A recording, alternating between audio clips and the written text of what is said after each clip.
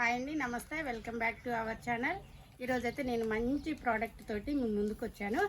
ఇది మీరు గమనించినట్టయితే చూసారు కదండి, మన తలకి సంబంధించి అనమాట. ఇప్పుడు అందరికీ కూడా హెయిర్, చిన్న పిల్లలకు కూడా వైట్ హెయిర్ అవుతుంది కాబట్టి కెమికల్ కలిసిన ప్రోడక్ట్స్ అన్నీ కూడా వాడకుండా చక్కగా మన గార్డెన్లో వచ్చినవి ఏమేమి యూజ్ చేశాను, ఎలా ఇది మిక్సీ పట్టాను అనేది మీకు చూపిస్తా. ఒకసారి మీరు ఇలా గార్డెన్లోకి వచ్చేసేయండి.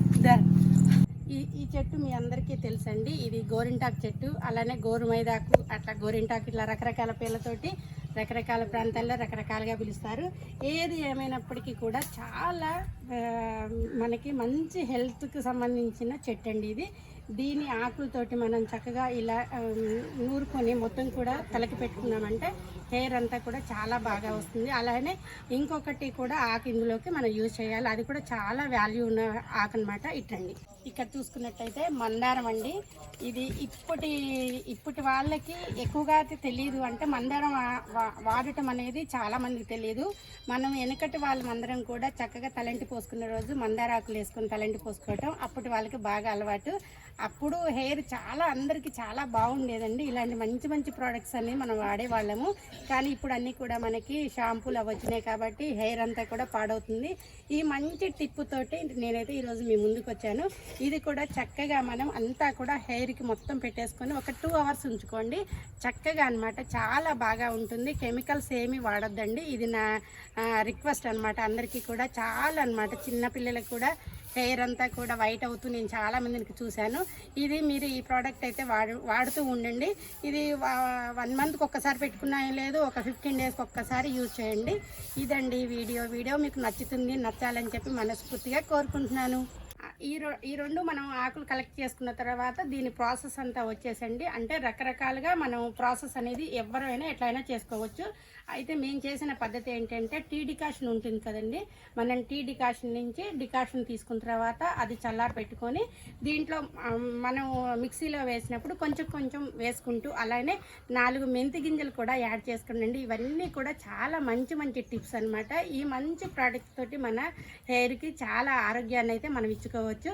అన్నీ మనం ఆర్గానిక్గా పండిన కూరగాయలన్నింటినీ యూజ్ చేస్తున్నాము అంటే మన ఆరోగ్యాన్ని చూసుకుంటున్నాము, అలాగనే మన హెయిర్ని కూడా మనం చూసుకోవాలి. కాబట్టి ఇదైతే నాకు బాగా నచ్చిందండి. అందువల్ల ఈ ప్రోడక్ట్ మీ అందరికి నచ్చుతుందని చెప్పి కోరుకుంటున్నాను అండి. కెమికల్ లేని ప్రోడక్ట్ అని చెప్పా కదా, దాన్ని వేసుకునే విధానం ఇట్లా శారీస్ మీద ఎక్కడ పడకుండా ఇలా వేసుకొని ఇలా కొంచెం కొంచెం తీసుకొని పాయికి ఇట్లా తీసుకోవాలండి. ఇలా పాయికి పెట్టుకోవాలి, మందంగా పెట్టుకోవాలి కొంచెం. ఇలా మొత్తం కూడా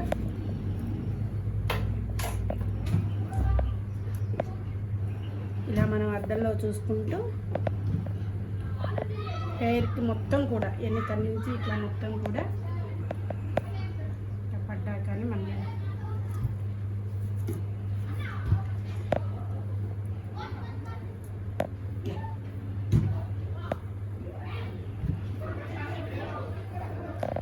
స్కిన్కి అంటున్నా కానీ ఏం కాదు.